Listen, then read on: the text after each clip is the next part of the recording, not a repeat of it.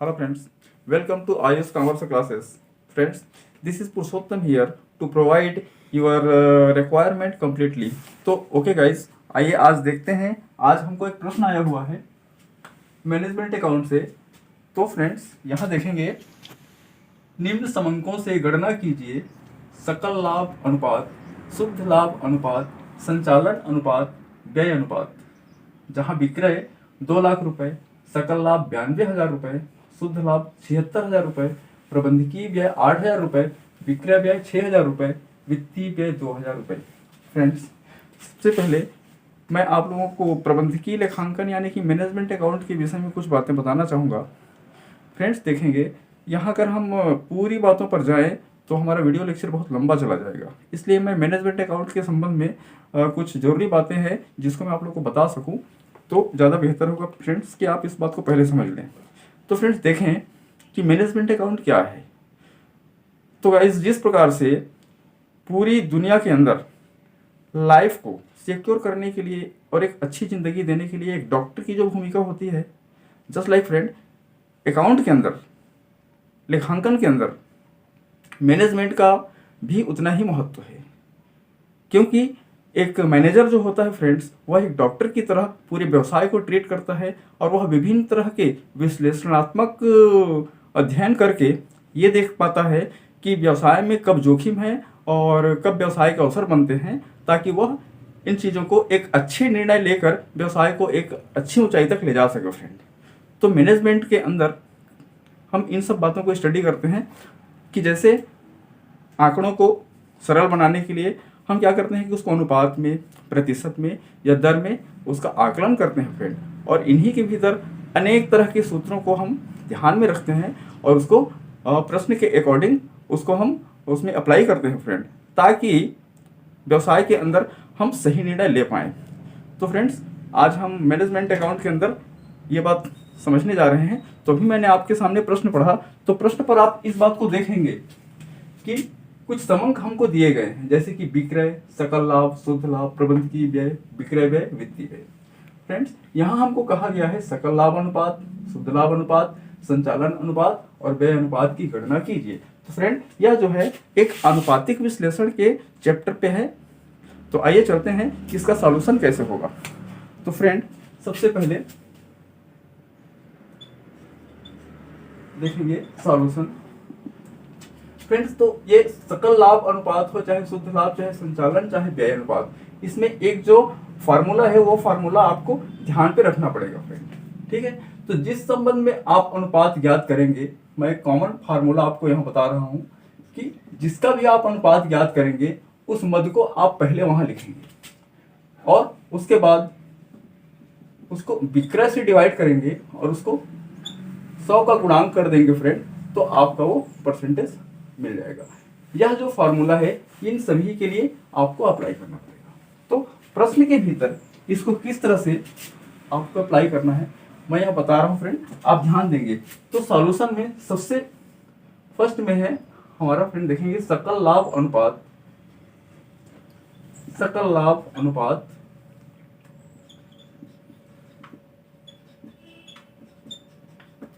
तो सकल लाभ अनुपात के अंदर सबसे पहले हम लिखेंगे फ्रेंड सकल लाभ डिवाइड बाय विक्रय गुणित 100। इसको आप देखेंगे फ्रेंड, तो सकल लाभ क्या है? तो सकल लाभ प्रश्न में हमको दिया हुआ है फ्रेंड कि वो है 92,000 रुपए। विक्रय क्या है? तो विक्रय है फ्रेंड 2 लाख रुपए, और इसको 100 के गुणांक पर हम लेंगे तो हमको इसका आंसर मिलेगा फ्रेंड। तो यहां आप देखेंगे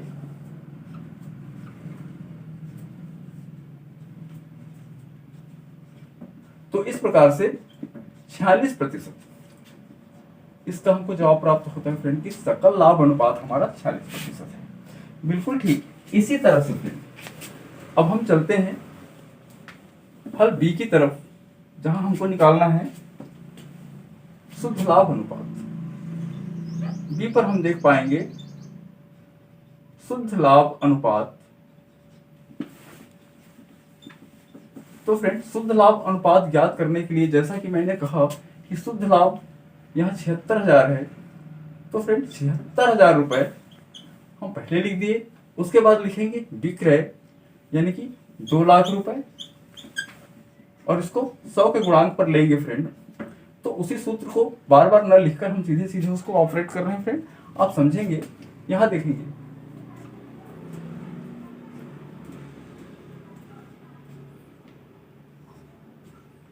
तो फ्रेंड ये 38% हमको शुद्ध लाभ अनुपात यहां प्राप्त होता है। बिल्कुल ठीक इसी प्रकार से फ्रेंड अब हम चलते हैं इसके सी नंबर की तरफ, और सी नंबर पर हम देखेंगे संचालन अनुपात। तो फ्रेंड संचालन अनुपात के लिए थोड़ा एक थ्योरी पार्ट है, उसको आपको ध्यान देना पड़ेगा। फ्रेंड संचालन अनुपात में क्या है, तो यहां आप देखेंगे, देखिए कि यहाँ विक्रय दिया हुआ है और सकल लाभ दिया हुआ है। तो फ्रेंड लागत पर विक्रय क्या है, उस चीज को हमको ज्ञात करने के लिए क्या करना पड़ेगा, सबसे पहले विक्रय से सकल लाभ को घटा देना होगा। और फ्रेंड जितना भी संचालन व्यय है, चाहे वो प्रबंधकीय हो, विक्रय हो या वित्तीय हो, तीनों प्रकार के व्यय को हमको अलग से टोटल लगाना होगा फ्रेंड। और लागत पर जो विक्रय रहेगा उस पर जो कुल विक्रय होगा, कुल व्यय होगा, उसको आपस में जोड़कर फिर हम उसको सूत्र में अप्लाई करेंगे फ्रेंड। देखिए आइए किस तरह से। तो यहां सबसे पहले हम लिखेंगे लागत पर विक्रय, लागत पर विक्रय प्लस संचालन व्यय, क्योंकि हमको संचालन अनुपात निकालना है फ्रेंड, तो ये सूत्र लागू होगा आपका। और इसको हम विक्रय से डिवाइड करेंगे और इसमें 100 का गुणांक लगाएंगे फ्रेंड। तो यहाँ ये देखते हैं कि किस तरह से होगा। तो लागत पर विक्रय, तो मैंने क्या कहा फ्रेंड कि आपको 2 लाख से 92,000 माइनस करना पड़ेगा। तो 2 लाख से आपको 92,000 यहाँ माइनस किया फ्रेंड। और इसके बाद संचालन व्यय जितना है, चाहे वो एडमिनिस्ट्रेटिव एक्सपेंसेस हो, सेल्स एक्सपेंसेस हो या फाइनेंशियल एक्सपेंसेस हो, तीनों तरह के व्यय को आपको ऐड करना पड़ेगा फ्रेंड। और वो इस तरह से कि 8,000 प्लस 6,000 और प्लस 2,000, तो इस तरह से फ्रेंड। और पूरे का टोटल विक्रय कितना है फ्रेंड, तो 2 लाख रुपए का विक्रय है। और इस पर हम गुणांक लगाएंगे फ्रेंड, कितने का, 100 का। अब यहां देखेंगे तो 2 लाख में 92,000 हम माइनस कर देते हैं फ्रेंड, तो हमारा बनता है 1,08,000 रुपए, जिसमें हम प्लस करेंगे फ्रेंड 16,000 रुपए। 8 और 6 14 और 2 16, पूरे को डिवाइड करेंगे फ्रेंड 2 लाख रुपए से, और इसको 100 पर गुणांक लगाएंगे फ्रेंड। तो इस प्रकार से आप देखेंगे तो 1,08,000 में आप 16,000 प्लस करेंगे तो 1,24,000 होगा फ्रेंड। और इसको 2 लाख से आप डिवाइड करेंगे और 100 से गुणांक लगाएंगे फ्रेंड। तो यहां देखिए कि आपको क्या मिलेगा। तो इस तरह से तो फ्रेंड आपको 62% मिलेगा। तो संचालन अनुपात आपको 62% इस तरह से प्राप्त होता है फ्रेंड। अब इसके बाद हमको चलना होगा डी पॉइंट में, जहां हम निकालेंगे व्यय अनुपात। तो व्यय अनुपात को आप किस तरह से निकाल पाएंगे फ्रेंड, तो यहां देखते चलिए।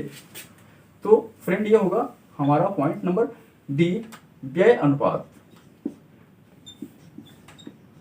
अब आपके क्वेश्चन में दिया हुआ फ्रेंड 3 तरह का व्यय है, तो इन तीनों तरह के व्यय को मैं क्रमवार आपको यहां बताता चलूं कि सबसे पहला हम निकालेंगे प्रबंधकीय व्यय, प्रबंधकीय व्यय अनुपात।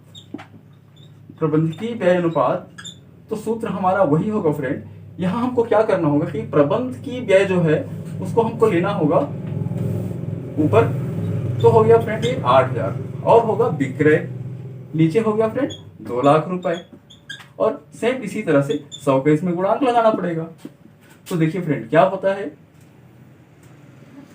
तो 2 1 कम 2 2 चौक 8, इस तरह से 4% आपका प्रबंधकीय व्यय अनुपात आपको मिल जाता है फ्रेंड। इसी तरह से दूसरा हम आ जाएंगे विक्रय व्यय, तो क्या लिखेंगे, विक्रय व्यय अनुपात, विक्रय व्यय अनुपात। तो विक्रय व्यय अनुपात सेम वे पर जाएंगे फ्रेंड, तो हम लिखेंगे 6,000 बटे 2 लाख। आप देख रहे हैं फ्रेंड, सूत्र हमारा वही है, विक्रय व्यय बटे विक्रय गुणित 100। तो इस तरह से फिर इसको हम कैंसिल करेंगे तो 2 एकम 2 और 2 तिया 6, तो फ्रेंड ये 3%। इसी तरह से तीसरे पर हम आते हैं और यहाँ देखेंगे कि वित्तीय व्यय हमको 2000 रुपये दिया हुआ है फ्रेंड, तो यहाँ हम लिखेंगे वित्तीय व्यय अनुपात, वित्तीय व्यय अनुपात। हाँ, तो वित्तीय व्यय है फ्रेंड हमारा 2000 रुपये और उसको हम डिवाइड करेंगे 2 लाख से और इस पे 100 का गुणांक लगाएंगे प्रतिशत के लिए। तो फ्रेंड ये देखिए, तो फ्रेंड हो गया 2/2 दैट मीन्स 1%। तो फ्रेंड्स इस तरह से हमने प्रश्न पर पूछा गया सकल लाभ अनुपात, शुद्ध लाभ अनुपात, संचालन अनुपात और व्यय अनुपात की गणना कर पाते हैं। तो फ्रेंड उम्मीद है कि ये क्वेश्चन आपको बहुत ही आसान लगा होगा और इसको आप रिलेट कीजिए। और फ्रेंड चलिए फिर इस वीडियो को यहीं तक रहने वाला है, तो ओके फ्रेंड, मिलते हैं अगली वीडियो में। Okay bye.